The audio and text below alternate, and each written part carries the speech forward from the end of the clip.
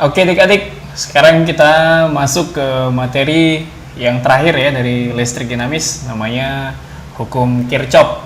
Oke, ini materi yang saya pikir wajib nih. Ini wajib banget, kamu harus bisa nih materinya. Karena kalau kamu bisa ini berarti pengetahuanmu tentang listrik dinamis sudah oke lah menurut saya gitu dia. Dan materi ini soalnya sering juga keluar di SBMPTN ya. Jadi kamu harus tahulah tentang materi ini. Ini materinya nggak sulit. Dan ada cara yang ringkas dan sederhana untuk mengerjakan persoalan hukum Kirchhoff ini sebenarnya. Nantilah saya jelaskan cara yang sederhananya, tapi saya jelaskan dulu konsep dasarnya ya. Hukum Kirchhoff ini ada dua. Hukumnya yang pertama itu berbicara tentang arus. Jadi kalau saya mulai dari perumusan hukum 1 Kirchhoff. Kalau hukum 1 Kirchhoff ini statementnya gampang aja. Dia ngomong arus masuk ke dalam suatu cabang atau ke dalam suatu rangkaian harus sama dengan arus yang keluar dari cabang tersebut. Gitu dia. Misalkan kalau saya punya cabang gini nih, cabang 3, ini namanya I1, yang ke sebelah sini namanya I2, ini namanya I3. Nah, yang I1 ini kan masuk ke titik itu ya. Yang I2 sama I3 kan keluar dari titik itu. Jadi berdasarkan hukum Kirchhoff 1, ditulisnya ini I1 sama dengan I2 ditambah I3. Nah, gitu aja penggunaan hukum Kirchhoff 1 sebenarnya. Kalau misalkan saya bikin ada 3 cabang lagi di sini, katakanlah saya punya 3 lagi di sini ya. Saya buat arahnya begitu. Ini I1, ini I2, ini I3.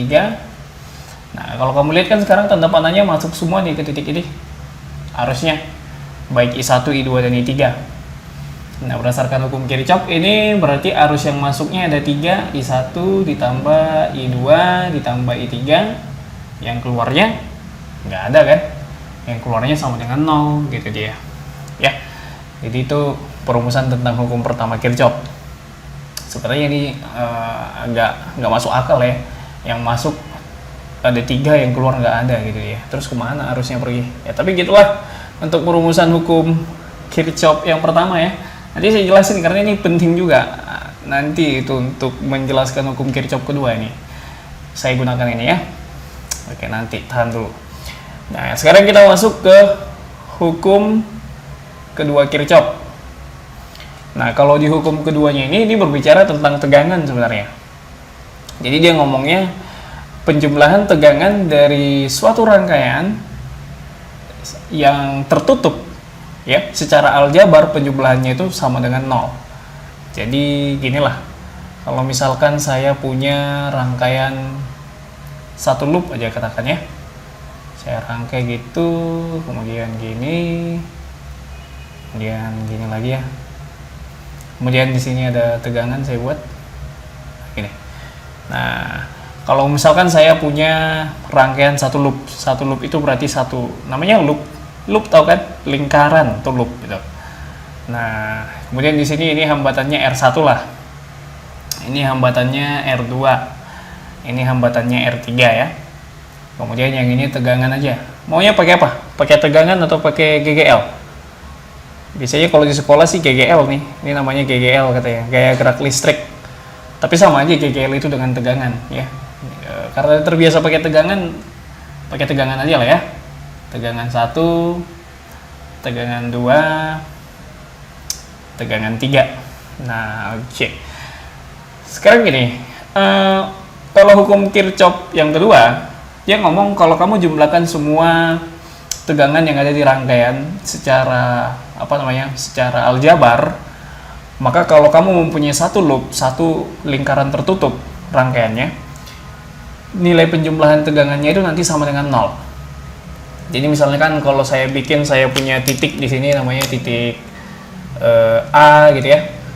Dan saya mau cari penjumlahan tegangan dari titik A kembali ke A. Oke, berarti itu satu loop kan? Satu loop ya. Jalan dari titik A kembali ke A. Sama aja seperti yang sudah saya jelaskan sebelumnya. Kalau tegangan dari A ke A itu sama dengan tegangan A dikurang tegangan A. Ya, tegangan titik A dikurang tegangan titik A yang sama ya pasti hasilnya 0 gitu. Ya. Nah, berdasarkan hukum Kirchhoff 2 ini bisa dirumuskan nanti tegangan dari A kembali ke A itu rumusnya sama dengan penjumlahan dari I dikali R. I dikali R apa? I dikali R kan tegangan kan? I dikali R, hukum Ohm, tegangan. Ditambah dengan, karena nggak hanya R yang ada di rangkaian, ada juga baterai, ada juga potensial. Jadi ditambah lagi nanti dengan penjumlahan dari baterai juga, penjumlahan dari tegangan baterai, atau penjumlahan dari V. Bisa juga ini sigma GGL, sigma E, biasanya kalau di buku pakainya sigma E. Nah, inilah perumusan hukum 2 Kirchhoff. Kalau mau kamu hafalin rumusnya. Jadi tegangan dari dua titik itu sama dengan penjumlahan dari I kali R ditambah dengan penjumlahan dari tegangan baterai yang kamu jumpai selama kamu jalan selama kamu jalan di antara dua titik tersebut. Kalau kamu jalan dari titik A kembali ke titik A, maka nilai tegangannya nanti sama dengan 0. Jadi nilai tegangan A kembali ke A itu sama dengan 0. Tapi kalau kamu jalannya misalkan dari titik A berakhirnya di B, ini nilai tegangannya tidak sama dengan 0. Misalkan kalau titik B-nya saya letakin di sebelah sini. Ini nilainya nggak sama dengan 0 ya. Oke. Untuk ini ya, untuk contoh soal yang saya buat di sini, kamu bisa nanti menghitung nilai arus yang mengalir di rangkaian ini. Kebetulan ini satu loop, berarti nilai arus yang ada di rangkaian ini nanti hanya satu, karena ini rangkaian seri semuanya kan. Jadi nilai arusnya sama semua.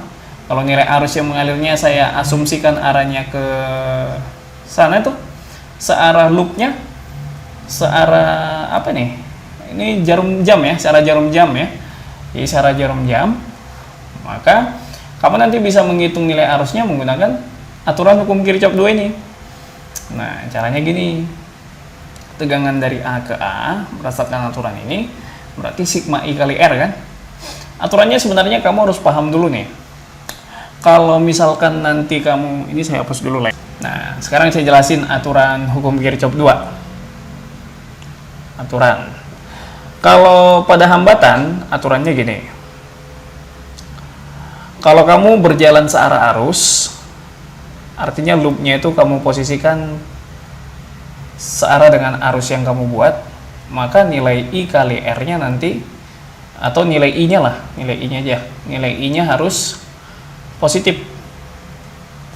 Tapi kalau kamu berjalan melawan arus di rangkaian, maka nilai I-nya nanti negatif. Contohnya gini, kalau saya jalan dari A kembali ke A, saya bikin arah perjalanannya searah loop ini, searah jarum jam, maka yang pertama kali saya jumpai kan R1. Nah, karena arus saya ini arahnya ke sana juga, maka saya berjalan searah arus kan, ya berarti nilai arusnya positif, I dikali R1, saya tulis gitu. Tapi kalau misalkan saya melawan arus jalannya, ya berarti negatif I dikali R1, gitu dia. Ya. Nah, itu kalau kamu aturan ketemu hambatan, ketemu R. Tapi kalau kamu ketemu GGL, gaya gerak listrik, GGL itu bisa E atau bisa juga potensial. Kalau di sini saya simbolkan potensial kan. Kalau ketemu baterai, kalau kamu ketemu kutub positif dari baterai dulu selama berjalan di rangkaian, berarti nilai tegangannya nanti positif kamu tulis. Kayak gini nih. Kalau kita kembali ke contoh soal ini, setelah ketemu R1 saya ketemu baterai. Nah, karena saya jalannya begini, maka saya ketemu kutub yang positif dulu dari tegangan 1, dari baterai yang pertama. Berarti saya tulis nanti positif P1. Gitu dia. Ya. Ketemu kutub positif dulu. Kutub positif dulu berarti tegangannya positif. Kalau kutub negatif yang terlebih dahulu kamu jumpa, berarti tegangannya negatif. Ini aturannya ya. Ini penting nih. Jangan sampai salah. Oke, kita kembali ke sini, kita rumuskan. Sekarang saya jalan lagi ketemu R2. Ketemu R2 berarti I dikali dengan R2. Ketemu R berarti saya lihat secara arus saya jalankan, berarti positif I-nya. Sekarang saya jalan lagi ketemu baterai yang kedua, V2. Nah, kebetulan saya ketemunya kutub negatif dulu, berarti negatif V2. Terus jalan lagi ketemu R3, berarti saya punya I dikali R3. Positif ya I-nya. terus jalan lagi, ketemu V3. Kebetulan saya ketemunya kutub yang positif dulu kan. Nah, jadi di sini positif V3. Nah, jadi kalau begitu nanti nilai arus yang mengalir di rangkaiannya itu sama dengan ini kamu pindahin aja ya. V2 ini V1 min P2 plus P3 nya kamu pindahin ke ruas sebelah kiri maksud saya. Jadinya negatif P2 jadi positif kan, V1 nya jadi negatif, V3 nya jadi negatif ya, dibagi dengan R1 ditambah R2 ditambah R3. Nah, kalau arusnya yang kamu dapat nanti nilainya positif, berarti asumsi arusmu di awal tadi benar. Kalau misalnya kamu dapat arusnya negatif, berarti arah arus yang kamu asumsikan tadi masih salah. Arah arusnya kamu bikin ke arah sebaliknya, gitu dia. Oke?